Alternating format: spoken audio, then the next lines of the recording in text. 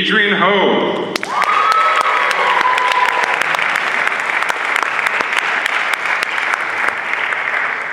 Yeah, sure. Elias Tofexis.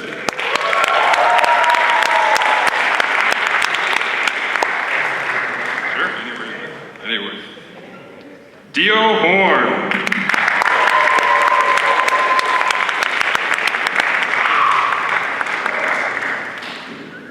Noah Watts.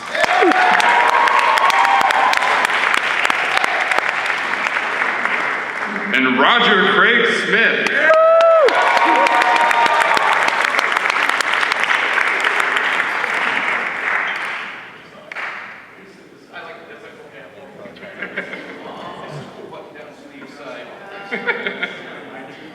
Oh, right.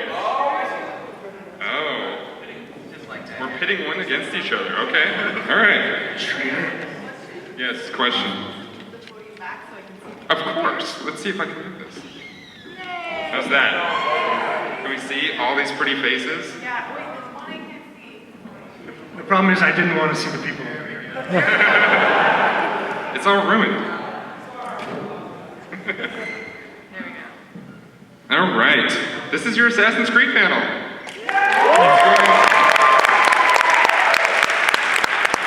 Let's start off. Let's go down the line. Let's talk about what you do for Assassin's Creed. We're all voice actors here, aren't we?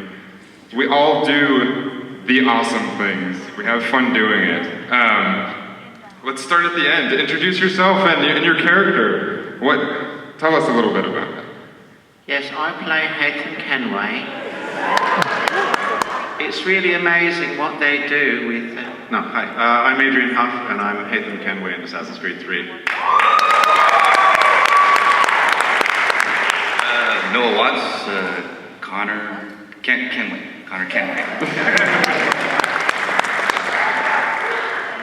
Hi, I'm Ganyetio Horn, and I play Ganyetio in AC3. What a coincidence that you had that same name. I'm Elias Tofexis. I played a bunch of little characters, and I played Federico in Assassin's Creed 2 and Brotherhood. I'm sorry? Hot brother, yes. I concur with that. The man of many voices. Hi, I'm Amber Goldfarb, and I've played two characters in the Assassin's Creed series. Well, I've played actually quite a few, but two main ones. Christina Vespucci in Assassin's Creed 2 and Brotherhood, and Aveline de Grandpré in Assassin's Creed 3 Liberation. Yeah! And in Black Flag as well. I have in the DLC bonus missions. Wow, she's a bonus mission. I'm Cass Anvar, Altair Ibn Ma'had from Assassin's Creed Revelations. I'm Arthur Craig Smith. I play Ruggiero Ferraro in Assassin's Creed Black Flag. This guy. Well, I have a few questions for you guys. Amber, your character's made a lot of headway in the video game industry. I mean, being someone unlike Metroid or Portal, we have a character that we've seen, we know it's a female lead, we know it's somebody who's important, and it's something that's been growing in this video game industry that we've been waiting for. So, what is it like, and how does it feel to be a part of that small yet growing group of characters? Honestly, it feels really amazing. When I was working on, AC2 and Brotherhood and doing some stuff on Revelations and everything like that, I kept thinking to myself, when are they gonna have a female lead in the series? There's so many fans of the series, and it's not just men. I mean, look out in the audience, obviously, there's a lot of female fans and female gamers, and I was just it's about time, So when I auditioned for the role, I was like, wow, they finally caught on. But I didn't think in a million years I was gonna get the role. So it was such an honor to wish for that and to dream for it, and then to actually get to play the part. It was surreal. But I mean, I want to see more. I want to see more female leads in games. I really do. Yeah. I think we all do. Yeah. Yeah, and it's cool because you're seeing an outcry for that, and you're seeing a lot of people being like, hey, why aren't there more female roles? Why aren't there more female leads? Why aren't there more female characters that aren't overly sexualized as well? You know, like why does every female character have to be a bombshell and have a perfect body and huge breasts? And you know, it's like we want to see interesting characters. It doesn't matter the gender, it doesn't matter the sex. Like when you play a game, if the character is a great character, then that's what matters, right? Like it's who they are in the story that's going to pull you in. It doesn't matter the sex or gender, you know? No, exactly. Thank you. That's perfect. Elias, we've seen you as Frederico. We've seen you in Deus Ex, Human Revolution. We've seen you in many, many, many things. What is there, like, can you tell us something about Frederico that was a little different than any other character you might have played? A low-level Italian accent. Yeah, that was it. Federico was a lot of fun because he was such a tragic character, and I think that he was important in Ezio's development. I don't know who plays Ezio, though. I'm pretty sure. I think in Ezio's development as for lack of a better term, as a man or as a character, he grows through, obviously he grows through his family's death, but also he very much loved his brother and looked up to him. So I think in that game was a very important moment for Ezio's character. Right. Yeah, great. I have a question for everybody. It seems like pretty much everybody's here has done something that it's not exactly video game centric or related. I want to go down the line and we know that the technology that we have now is basically like shooting in front of a camera and shooting for TV. But is there any differences that you might see from being on TV and seeing your whole body and your person to doing a voice and doing the motion capture and the face capture? Is there anything that stands out to you? Anybody can go first. I have an idea. Thing that I noticed, we had days on AC3 when we were shooting.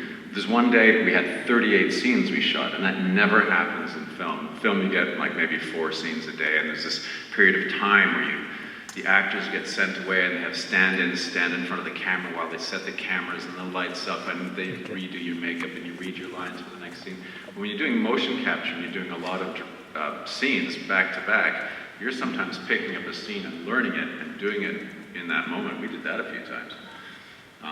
You know, with those big Haytham monologues, that was rather intense. And at the end of the day, your head is literally spinning, and they would do all those, and they would do the fight at the end. And it's kind of, for my money, it's kind of like a combination of film and theater, in that you have this, the intensity of theater, but you can get really subtle doing it now. So the technology is so good that you can play a scene in an intimate close-up, and that they can bring the camera around anywhere. Right. Yeah. The thing I noticed was different for me was all the suit, the mocap suit, and the helmet cam. I wasn't used to that, and it felt like I was in a wetsuit. And I look at Adrian, and he's in one, and I'm trying to take, we got these cameras like this, bumping our heads. And so I'm just trying to take him seriously. And they look so He's sexy. really, Those suits look so sexy. He's getting like upset, like he's in a wetsuit, so I can't really kind of take him seriously. So I have to really pretend and imagine, and that was something that was a lot different. I had trouble taking you seriously as well. Always. Feel a little more exposed. Yeah, it was. Yeah. I mean, it depends. I think with every technique of acting, whether it's in a voice studio or in a mocap suit or on film or on stage, I mean, I think we all approach it from the same point of view of the character and how to, what the character wants and all that acting stuff. But the techniques are different. There's different techniques when you're in a sound booth. There's different techniques when you're in a mocap suit, and different things you have to think about, like banging the cameras on each other, or getting the balls stuck on each other, which happens. What are we talking about again? We're talking about, okay. I'm sorry. My mind wandered onto another project. Right. Coming out next fall. Yeah, but I think what I'm trying to say is that basically from an actor's point of view, you approach it the same from a character point of view, no matter what. Yeah, so that was my first time doing mocap when I was in Assassin's Creed, and I felt like most of my experience on it, I mean, I had an awesome time, but I was also learning the medium, you know what I mean? Like the standing with your hands out. T-pose. Do the T-pose right before and after every single take. You have to do a pose like this, and then you have to go like ooh, ah, and then eyebrows up, eyebrows down, left, right, up, down, or something like that. Yeah, it's so weird. And then you're like doing this big intense scene, and it's like, okay, cut, and then you're like, oh, T-pose, up, down, you know, and you have like this camera in front of your face, and it's so awkward. It's really awkward. That's something you can't learn by watching millions of hours of TV. So it's yeah, exactly. So I was like learning it on like as I went, and I almost like I would love to do it again because now I know what to expect. You know, it was like, yeah. Anyway. And you actually have to say T-pose in a French-Canadian accent. T-pose, T-pose, T-pose. It's so funny because it becomes second nature. Like after the first time I had to do it, it felt so technical and it was hard. But once I was used to it, it became second nature to the point that I'll be on set now, like on a film or TV set, and they call cut, and I have the impulse to go into a T-pose. And I was working with a friend the other day, and he does mocap a lot too, and he actually started to go into one. I was like, oh my God, that is amazing. So it actually, like, you get used to it.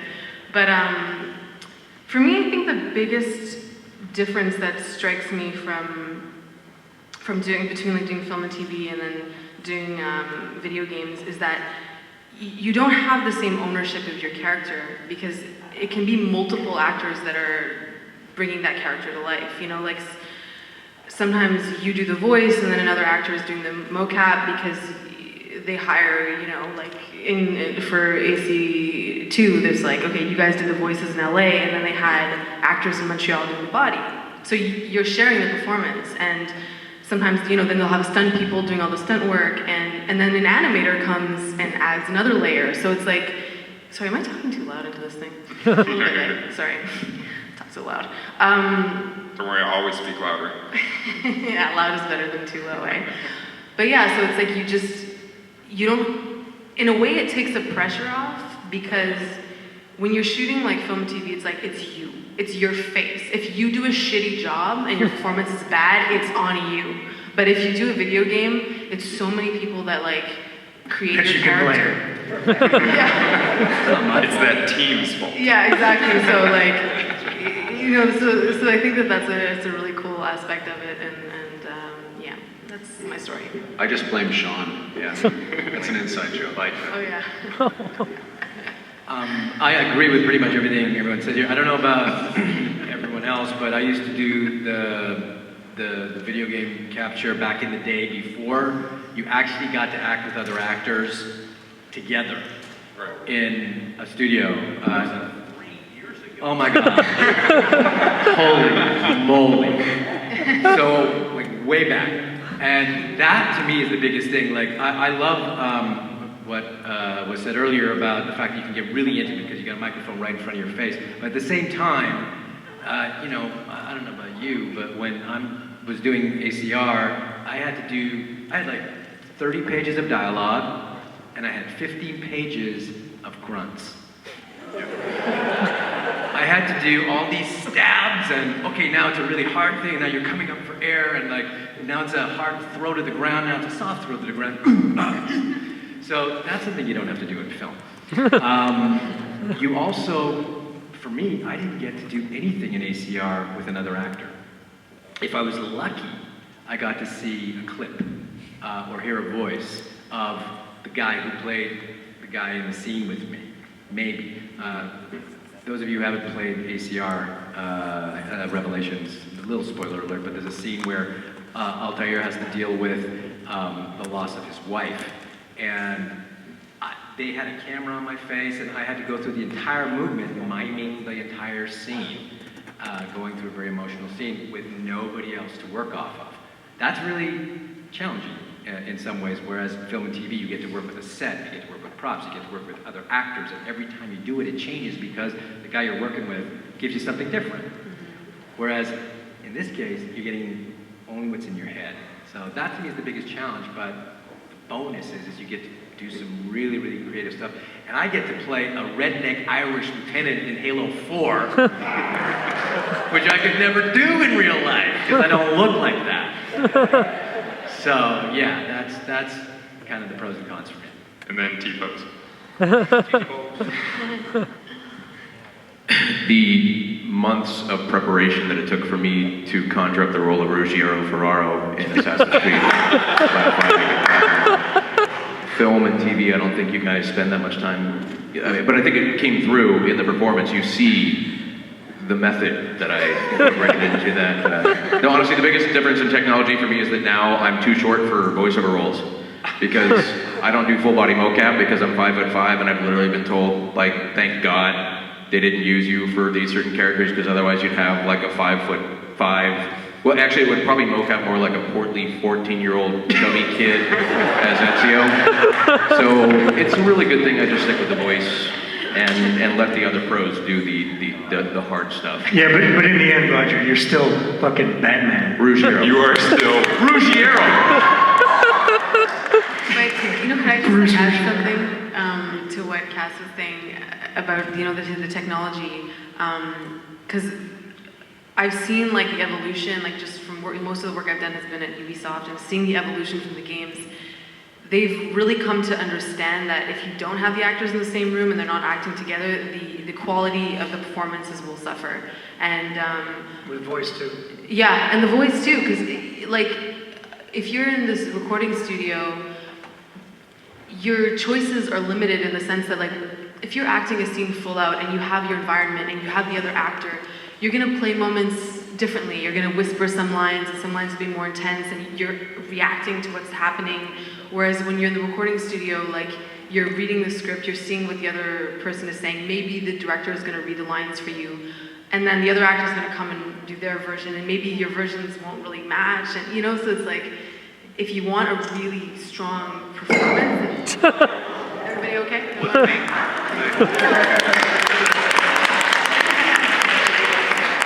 Yeah, if you want a really, everyone's okay, good, okay.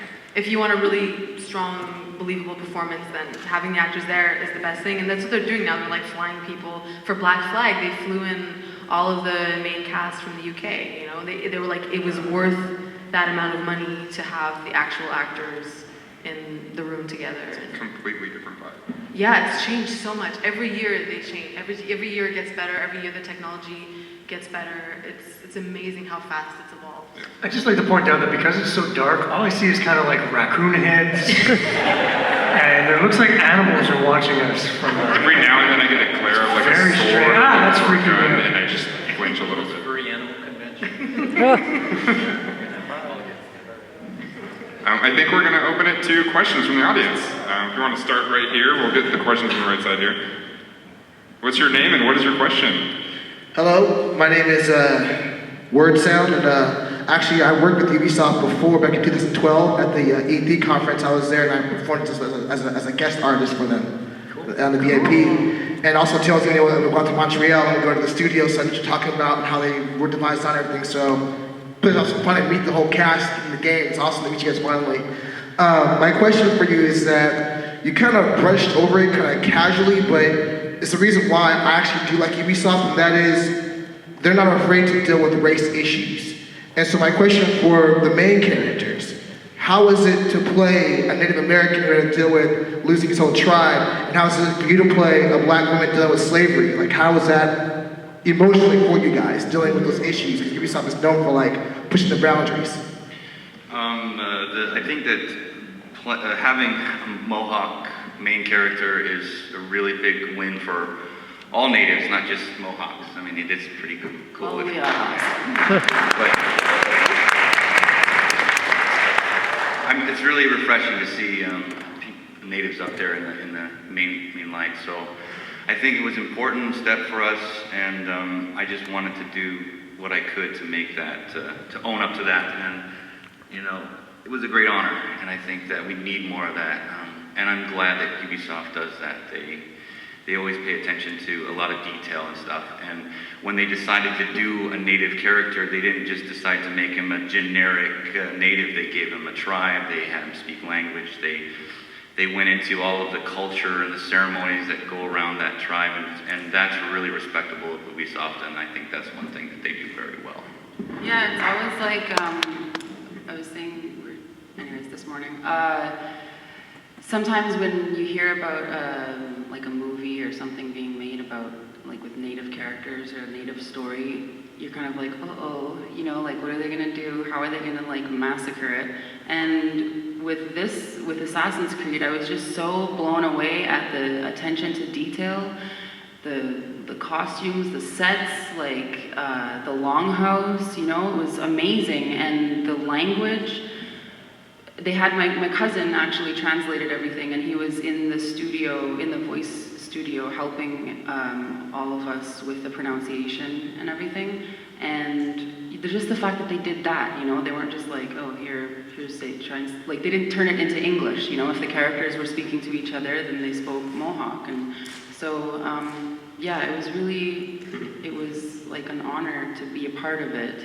And I mean, it's weird because like, I have blue eyes, I have light hair, light skin, and I'm never gonna get cast to play a Mohawk woman from like the 1700s or whatever. But because it was a video game, I did the mocap and everything, but they darkened my skin and darkened my eyes and everything, so it was kind of, I don't know, it's kind of like a weird thing. Yeah, but like at the same time, it's like a Mohawk, you know what I mean? So, I'm glad they got natives to play it too. They didn't, you know, they got a Mohawk in there, and they could have just had other natives in there and done it, but it was really important that she was involved, because it also brought in like her family, like she said, to help out and make it a really authentic piece. Like my best cousin from when I was a kid played the clan mother, you know, and she teaches the language. It was really cool, and they would come to, like, people from Ubisoft came to my reserve to go to the cultural center, and they had, you know, they really, really did their work. They did their homework, so that was really, really nice of them.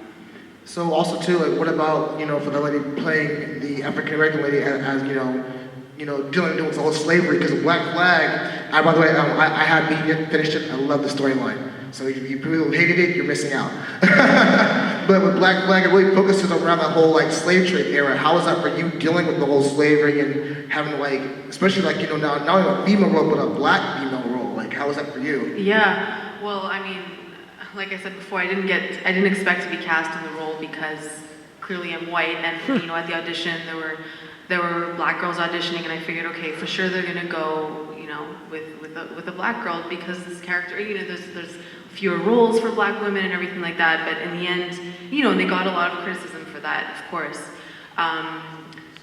But in the end, I think that the thing was that they just liked the vocal quality that I brought to the character, and they were like, you know, that's the thing with video games, like Genidio was saying, you know, like they can change your skin color, they can change your hair color, your eye, everything. And that's what's pretty cool about games, is that you can transcend ethnicity and gender. Like, I've played men, you know, and I know a lot of men who played women, because, you know, there's a few of us that day, they're like, oh, could you play a guy in that scene? Could you play a girl in that scene? And, you know, it's really cool. Like, I would never, ever get to play a black woman on film and TV, obviously. That would be extremely offensive, you know, but so it was an amazing experience, and because of that, I felt like, okay, I need to handle this very respectfully, very carefully.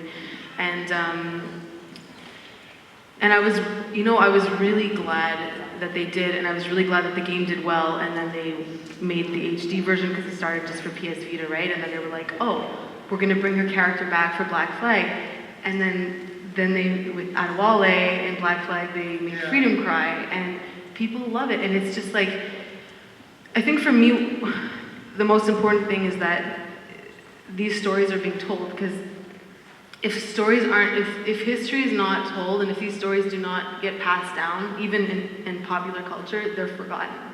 You know, we don't give the same respect. Like, making AC3, like, in my high school in Canada, the textbooks barely talked about the natives. Like, I was appalled, I was disgusted. There was like one sentence that spoke about the smallpox blankets and stuff like that. And it's like if you do not tell these stories and they're not passed on from generation to generation, they're forgotten. It's like it never happened. It's like they say history is written by the victors, you know?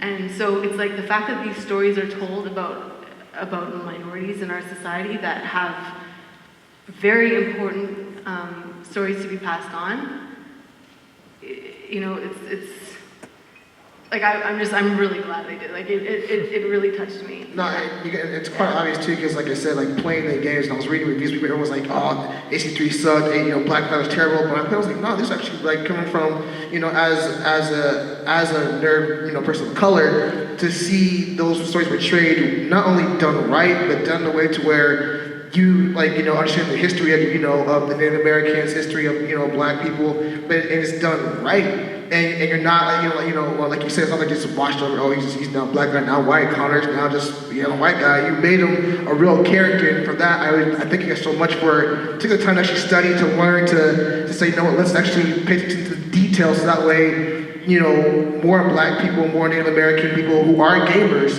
can now feel like, man, we actually do matter in the community, because I know, you know, this is nothing against anyone who's white, whatever, it's just that we like seeing characters actually look like us too as well, because we do want to spend money and interact and engage too. So, good job. Thank you. Great. I think it's a great question. I've never heard that question actually in all the years we've been talking about AC3, and I didn't even realize how good Ubisoft has handled it. I totally agree. What I really want to know is how you feel playing a white assassin and all these people. Like me.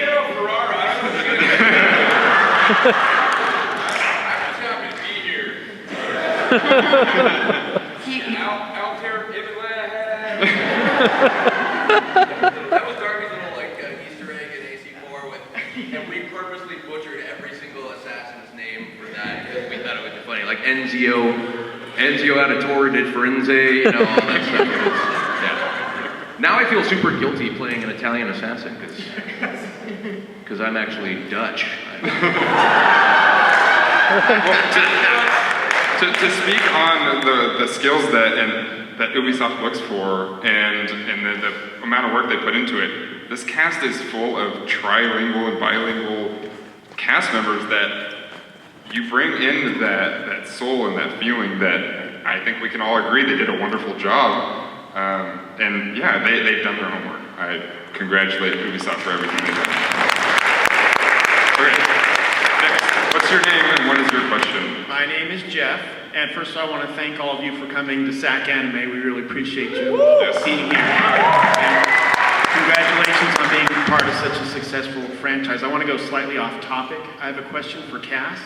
I'm a huge Argo fan, and I wanted to ask you, just if you could briefly maybe tell us about your experience on that film, and especially, what's it like to be part of an Oscar-winning Best Picture? Awesome. It was actually pretty amazing. I mean, when you're doing a film like that, you don't really know what you're getting into while you're shooting. You're just shooting another grungy little film. I will say that Ben Affleck had an incredibly strong vision, so that was clear. It was kind of interesting because he's a very young director and he was making a lot of young choices, but he clearly knew what he was doing, and obviously the movie kicked ass. So he really did know how to pull it together also in the final result. The aftermath was spectacular. Being part of the whole Oscar scenario was awesome. I mean, you know, Montreal boy from Canada partaking in all of that red carpet stuff was really exciting for me, and I loved it, and a lot of stuff came out of that for me. So, and honestly, I just loved the movie, even if I wasn't in it. I thought it was a terrific movie. Thank you very much. Pleasure.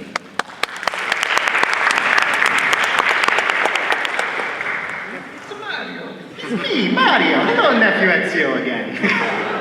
Okay, hello, my name is Joseph Weiss, and I want to thank all the great Assassins presents and assistants to the Assassins for being part of SacAnime this year. It's really great to have all of you here. Now, And one Templar. Yes. There we go.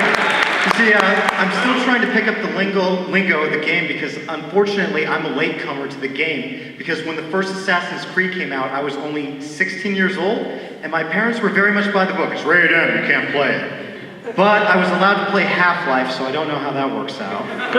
But in any event, I am weaving, slashing, diving, cutting my way through the series as fast and as quickly as I can. And it's kind of difficult when you're a college student. You need to be studying, not playing.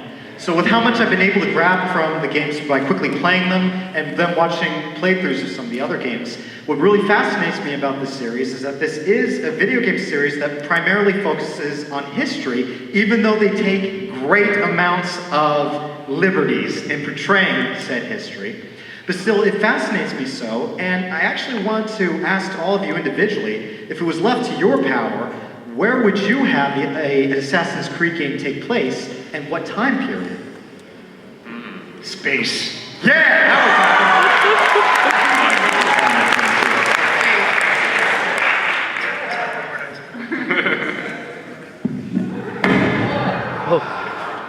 You okay? All right. Who wants to start? I thought Egypt might be cool. Egypt could be cool. How about Greece? Greece? Ancient Greece. What time period? Ancient? Okay, cool.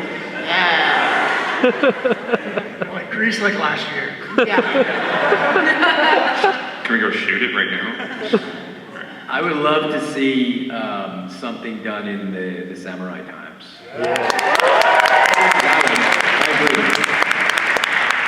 We go the Jurassic period, and bear with me. So the Templars are T-Rexes, and like the Assassins are all Velociraptors, right? And then the dude, the old guy from Jurassic Park, he's there and he's like trying to control everybody. And hang on. And then Michael J. Fox from Back to the Future shows up in a DeLorean, but it's not a DeLorean. It's a Stegosaurus. Does Chris Pratt show up? We gotta go back. Yeah. I think they should have like the 60s, man. I think it should be like,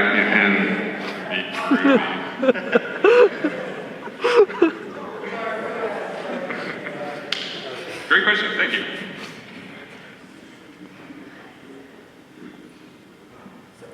We have another So question. I want to talk about Henry Kenway about what?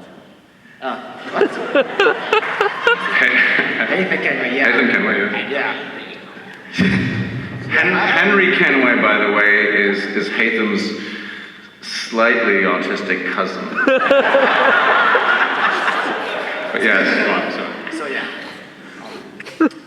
So is that so? What do you think about him being in two series, like in Black Flag and 3? Somebody tweeted me the final scene of. I can't answer. What? Well, there's something like that. Two others. That I'm so. What do I think about it? I think, yay, I've got more work. But yeah, no, it's fun. There's a lot of people who say they want him to have his own game, but I think that's up to Ubisoft. I can't say anymore.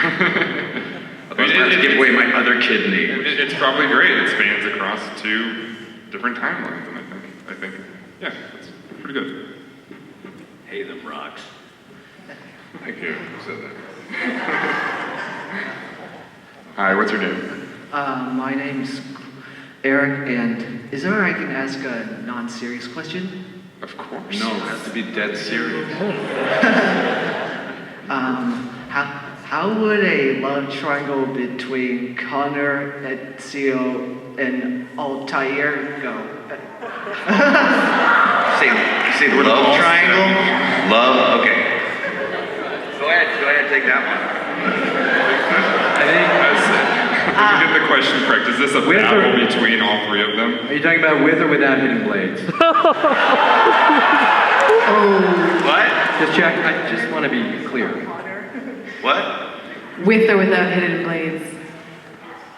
Can't hear what he's saying. Stay away from Tumblr, that's all. Will you restate the question one more time?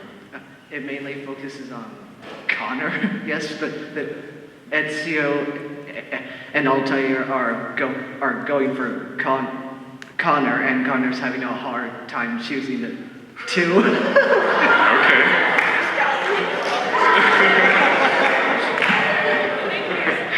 I like both their outfits, so it's just hard to choose. I don't know. I'm gonna go ahead and say it's gonna be an even draw. I think that's on www.assassinscreep.com. You can check out how that turns out. I'm sure there are plenty of people in this audience that are willing to write that. Thank you. Hi, my name is Alexi, and my question is for all of you. I wanted to know what was your favorite thing about your character as you were playing? Like, did you have a favorite scene that you did, or was there something about your personality that you really liked in your character? Okay, what is your favorite part about your character? Yeah. I think there's two scenes that I really loved. One was the scene with Washington in the tent, where Connor then just walks away from Hatham at the end, when Hatham thinks he's being really very clever and showing his son, but this is the man you follow, you know, and there's that moment where I think Hatham cracks his coolness a little bit. I like that in that scene. And the other scene is the rooftop scene where he's talking about I have stood before the Continental Congress and listened to them stamp and shout all in the name of liberty, just because that showed his kind of his hubris, his arrogance, and it's such a well-written character that there was all these permutations to him, and then when Zio knocks him off the center, I like those scenes a lot. Plus, I got to work with the fabulous Tio Horn. But yes, that's I think my favorite thing about Connor is just he's a pure soul. He's very, very, straight from heaven, it seems. He's a very nice guy. He wouldn't do anything wrong. He wouldn't hurt anybody that didn't deserve it, in a way. Unless he was told to falsely by his lying father. Whatever, The best scene that I liked was between Hatham and I. We made it up, or we took some liberty in the lines and changed the story, the scene. The scene, yeah, it was a different thing. He asked me about my mom, and I tell him that she's dead. Basically, I watched her burned alive, and you're sorry about this. I thought that was a really interesting scene between us, and it really did connect us. And that was the first time on set that I felt more comfortable playing with Hatham, because before he was just a complete creep.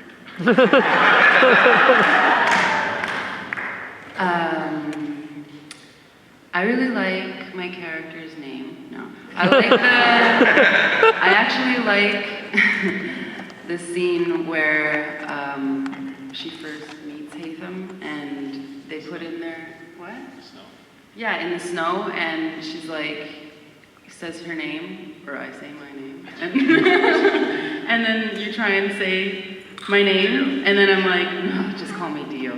And that is like directly out of my life and my day-to-day life. That's what I'm always doing, explaining my name. So that was a little personal for me, but yeah, yeah. Good. I was already asked about Federico, like I said before. But I will say that I play a really badass character in Unity that I can't tell you anything about. See what you did? Can't do it, but he's cool. And you'll get to see him on November 11th, right? November 11th? Got to. Yeah. November. I asked you yourself what I could talk about. They said I could say that I'm in it, and that's it. Guys, I'm also in it. Nice. But it's not a reprisal of another role, so it's something new. That's all I can say.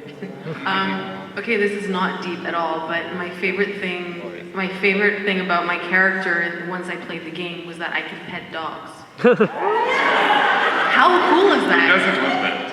What? Who doesn't love that? Like, I thought that was I was not expecting that. Like, you just stop, and it feels good, even if you're not doing it for real, and you get the same feeling as when you're petting a dog. I thought that was the coolest thing. They smile. They kind of smile, the dogs. That's a great question, and I'm thinking, like, let's be honest. If you think about all of these characters, they're amazingly rich. Really, Ubisoft did an amazing job with this franchise. It's my favorite. I'm a gamer, so it's my favorite franchise to play. In terms of Altair, I kind of like to think of Ezio and Altair. If Ezio's the badass, he's kind of like the Wolverine. He's kind of like the James Bond womanizer. Altair's kind of like the legend. He's like the Xavier, Professor Xavier. What I really love about him is that he was an absolute arrogant prick at the beginning. I love that. I can relate to that. And then he matured, and he learned to do good. But I really like it. I mean, just there's so many great scenes for Altair's journey. So, but that's the main thing I like about him. Is just he's focused and he had a vision, and he kind of blazed the path for the rest of the guys. I like the pickpocketing. Pickpocketing is one of my favorite things to do. Is pickpocketing. Who do you play? I can relate to that. I'm just saying. No, I think the fun answer is the minstrel scene for Ezio. Not minstrel mission, I guess, not scene, but it was like a scene for what we were recording. And then the moment that I had them, like, it's rare that you get, Ubisoft does a great job with this, they get to sink your teeth into stuff, but there was the scene where Ezio's declaring to everybody that, and it was a poignant, part in his storyline after he watched his family get murdered, that he basically says the auditore are not dead, I'm still here. And he declares it out to everybody. And I thought that was fun to get to do that, because it's such a cool moment as a character to portray. Still, pickpocketing. Thank Roger, you. We hugged earlier, and now I can't find my wallet. Just putting that out there. Thank you. Hello. Hi. Hello. I'm Cody, and my question is, like, you guys all know about shipping, right? No, do tell. Well, you want to put your favorite characters in a relationship with another person, and I was just wondering, what's the weirdest ship you guys have ever heard of your characters being shipped with? So when late at night, when you're trolling the forums, what have you come across? Anything? Anybody? Come on. You guys all research your characters, right? Well, Neil's not here right now, but there's a certain amount. Where is Charles Lee? He's coming tomorrow. Oh, all right. They shipping Hatham and Charles Lee. Yeah, I've seen that. There are some worse ones, but I'm not. Oh, I know. I know. Is that you? No. No, it was a phase. I grew out of it though. And only because Neil has a hairy back, and I didn't just say that. I'm kidding. I'm assuming nobody knows any of theirs. I get a lot of Adam Jensen ones. Huh? I won't go into them. When you have It's futuristic very, orientation. very sexy fan art of Altair and Ezio. That's all I'm gonna say. That's all I'm gonna say. Could you reenact? It's not like Thor Loki. I actually only with Aveline. There's a lot of stuff with Connor. That's all I saw, which surprise. That's not really weird. But for Ezio and Christina, there's like all these videos on YouTube dedicated to their love story. Like once I was looking for a scene to send someone, like they wanted to see some of my video game work, and I was checking on YouTube, and like all these videos where people had filmed the scenes and made a compilation, so there was like a coherent story of following their love story and everything like that. You took my dress off in a scene, by the way. Yeah. And don't ever wear my dress again. You were pickpocketing. Exactly. Right. Good. Thank you. Actually, wait. I'd like to see Pikachu and Elias Defexus. Thing. I think that'd be good. Am I alone? All right. You got up there. No. I think we'd all like to see that. All right, hi, my name is Crystal, and I'm really glad to hear about the accuracies that happened, especially with the Native American tribes. I've done a lot of history study in that, and I'm so happy that it was accurate. I have a question from someone in this audience who does not want to be named, who has social anxiety, so he doesn't want to come up here and ask. But what is your favorite line from your game? If you can remember it.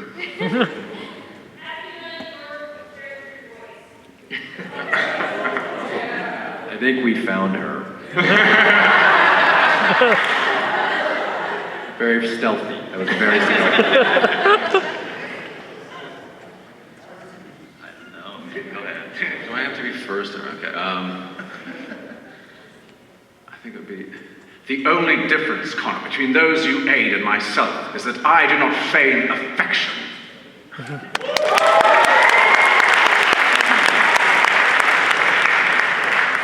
I think like my most popular one for everybody is, where is Charles Lee?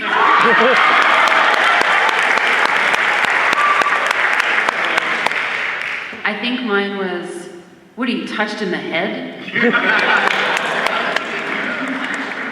I very much like the way Assassin's Creed 2 begins when Ezio and Federico are on the roof and he says, "It is a good life we lead, brother."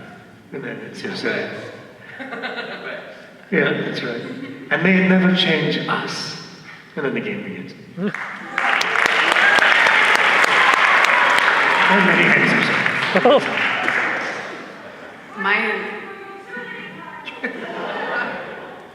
Mine is actually from the story trailer and not from the game. And someone helped me remember it today. We actually went on YouTube to find it. It's do injustice in this world, and I'll send you to the next. I think Requiesce in pace bast. Wait a second.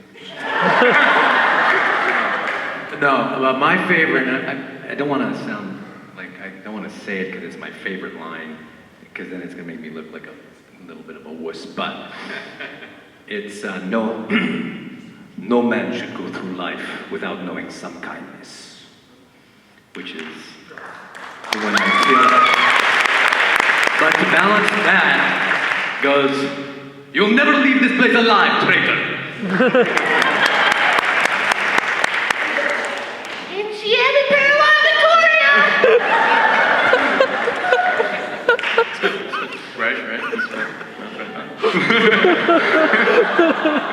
What were you going to say? There's the whole Requiesce in pace. Something like that. Something like that. Right. And the reason I asked if they remember is, I mean, you guys are all in a booth saying your lines hundreds of times. I mean, it's got to be difficult to remember. It's got to be. Anyway, thank you.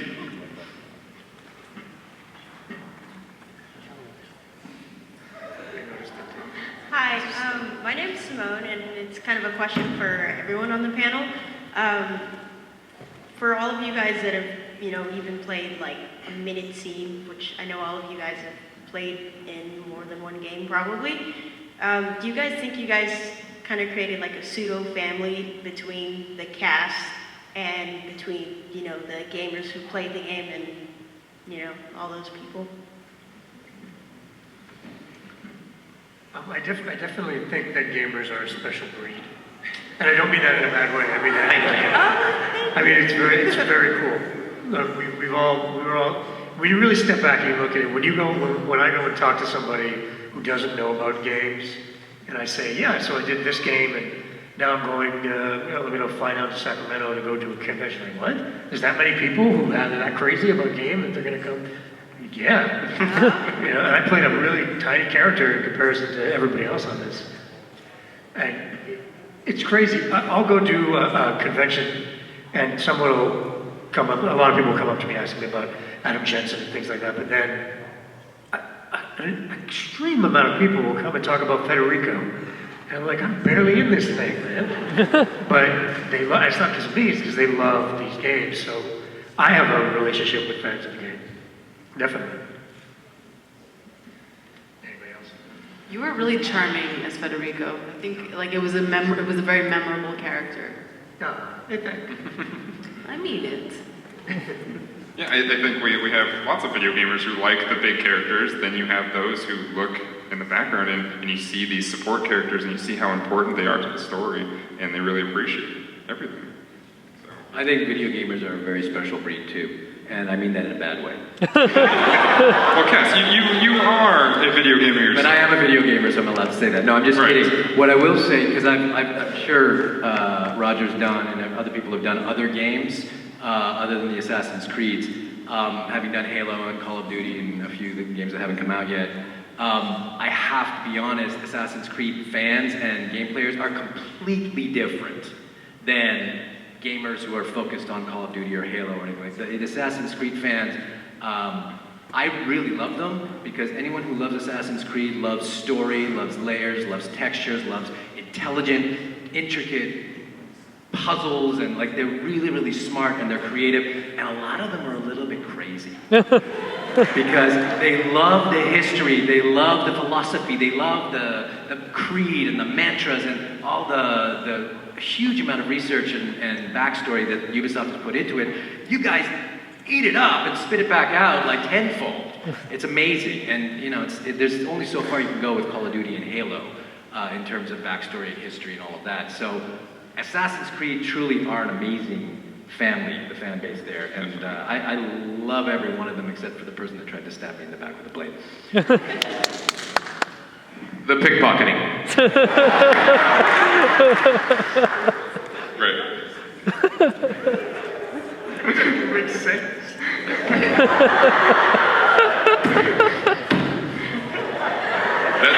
That's what they. Yes, right, yes. I think, yeah. Well, for me, it was that I had to keep my character completely and absolutely secret, and everyone thought that the game was going to start with Connor. And for me, the feeling of that connection was that I think the day after the game came out, there was something like 30, within a couple of hours, there's like 30 Hatham Kenways on Facebook. And it was a name that it was like in my head only, you know, nobody had heard of it. So, and I suddenly, and people were commenting on the emotionality of the scenes, and I thought, for me, it was a real experience of, wow, people saw what I tried to do. So for that, I have a sense of connection, if that's what you mean, you know? And yeah, I confess I really like that. Great, thank you. Wait, Loomer, are you out there? Right here. So Ubisoft does a great job. Loomer, what's the full username? Loomer979 has done a ton of YouTube videos that you guys have probably seen on the internet, which is where YouTube videos are.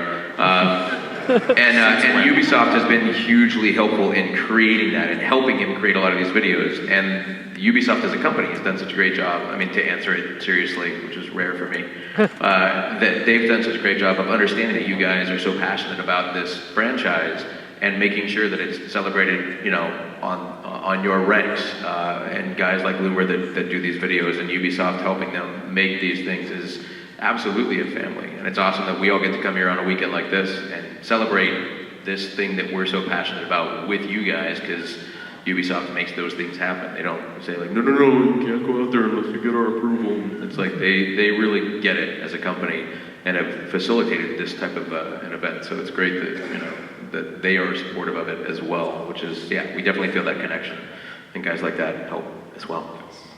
I like the dedication of the fans and how loyal they are. And when the character came out, people were really responsive in ways that I just didn't see coming. You know, I didn't see it happening like that. And I think the family was there already, and I just felt welcomed into it. And it was I mean, what can I say? It's wonderful. Very wonderful. How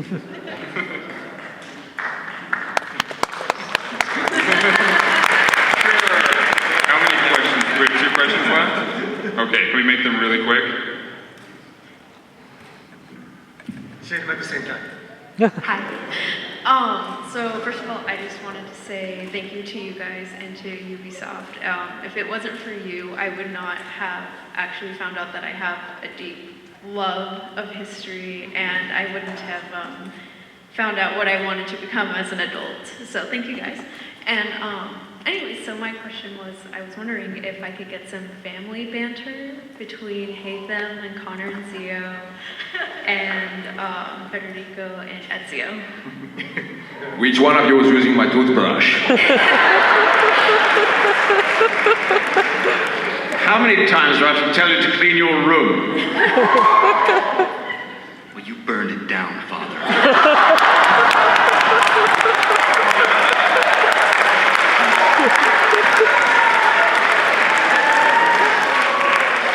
Mom, tell him.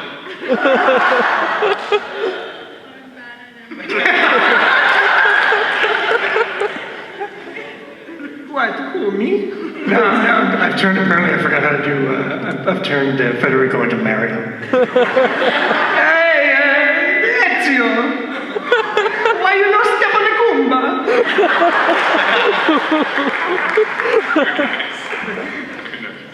Great. I forgot how to play. I'm glad he's not coming back. I forgot that was it. Hey, you guys, keep it down there. I'm trying to sleep. Thank you, guys.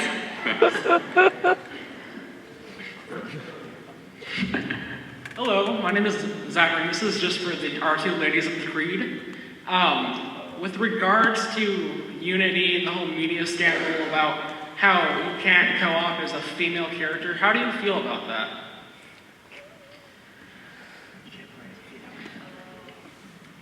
Well, I think, well, first of all, the character of Elise is going to be really cool, and that much I know.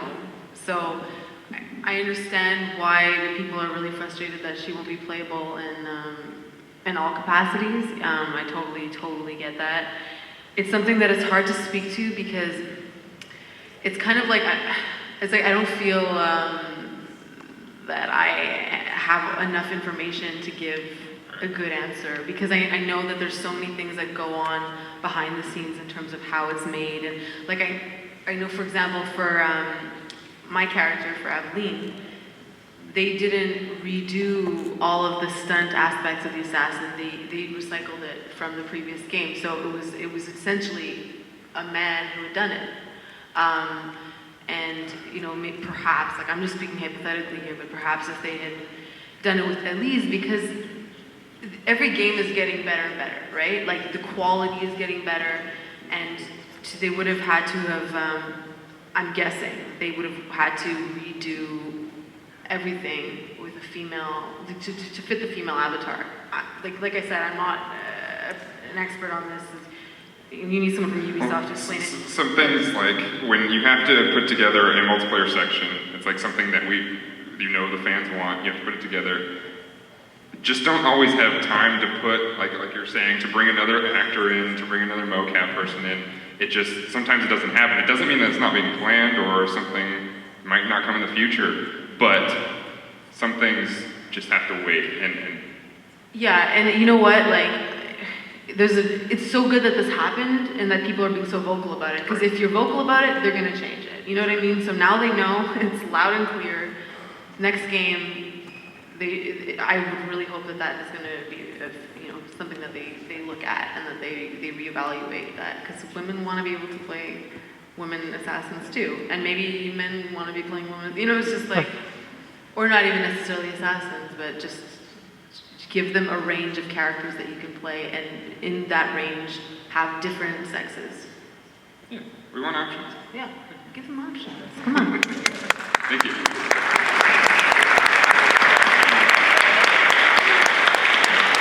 Did you guys have fun? You're exceptionally loud. Your laugh is the loudest. It's good. My name is Dan Herrera. This has been an awesome opportunity. Thank you guys. Follow me on Twitter at Danotage, D-A-N-O-T-A-G-E. I have to get that in myself. And this has been your Assassin's Creed panel. Thank you, everybody.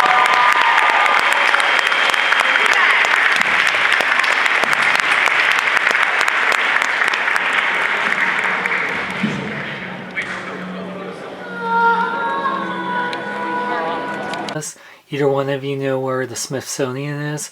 I'm here to pick up a fossil. Be Grimlock considered fossil? You, no. I'm talking about a fossil from a good movie, like Captain America. Me Grimlock had more lines in this video than Age of Extinction.